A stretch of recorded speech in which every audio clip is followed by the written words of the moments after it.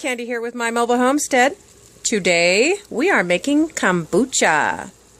So for the sake of time, I have started my pot to boil, and now I'm going to shut it off, and we're going to add 8 bags of organic black tea. And so I'll throw those in there, and then I will let them sit for, I don't know, probably like an hour, give or take. And then when I pull the tea bags out, I will add some sugar, and we will come back to do that in a moment. Talk to you later. Okay guys, now what I'm going to do is I'm going to take out the tea bags, and I'm going to squish as much of the tea as possible out of these tea bags that are in here. It's still pretty warm, so will you bring it in? See how nice, and I like it a little bit dark. The original recipe that I got called for 4 tea bags, but I like my tea to be a little bit stronger.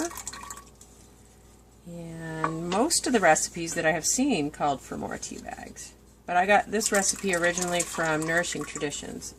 So now the next thing that I'm going to do is to this, oh, and I forgot to mention, guys, that you use 3 quarts of water. You're going to need a 1-gallon jar, glass jar. It has to be glass, of,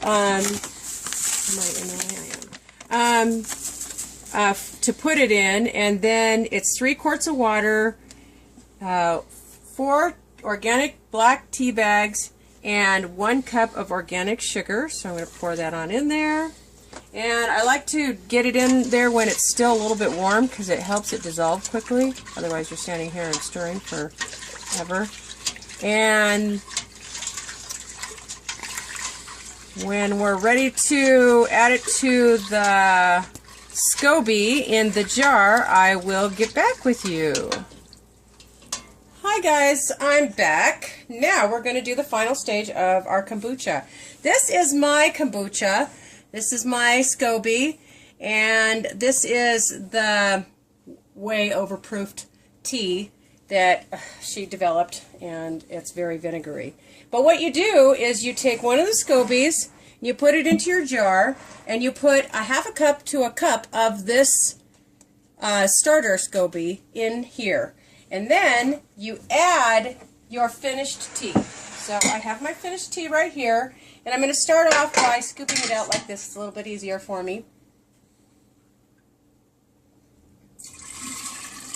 And now this tea is at room temperature. You cannot add the tea any warmer than room temperature, or you are at risk of killing your SCOBY. Get it down low enough so I could pour it without making a mess.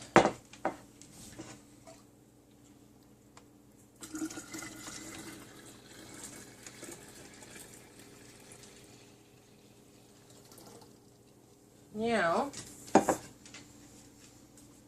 if you stir your SCOBY, you have to use plastic or wood. You cannot use stainless steel in there. Now, my SCOBY, this jar is bigger than this jar, so I'm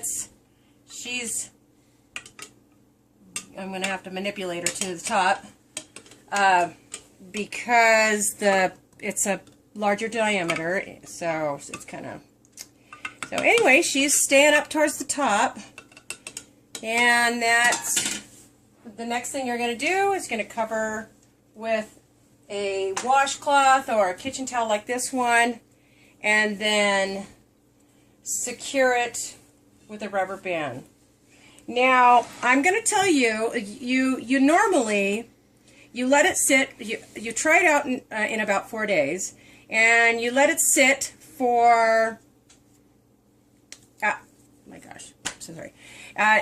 You get about 4 days, you give it a try. If it's ready, you will know it will have a little bit of a fizzy taste to it, and it'll be a little bit tangy. Now, this is a sun tea jar. There are two ways that you can do this. One of the ways is that you can, when it's done, you can pour it into glass jars. I use pint-size mason jars, and then put it in the refrigerator. Another way that you can do this is for every cup that you pour off of this, you add a cup of tea, and you can just pour it off through here. I personally don't care for it that way because eventually it kind of dilutes it a little bit too much. But it's like 2 teaspoons of sugar to 1 tea bag in 1 cup of water. So there you go. I have this. Now, real quick, before we finish, I do want to tell you that some people have,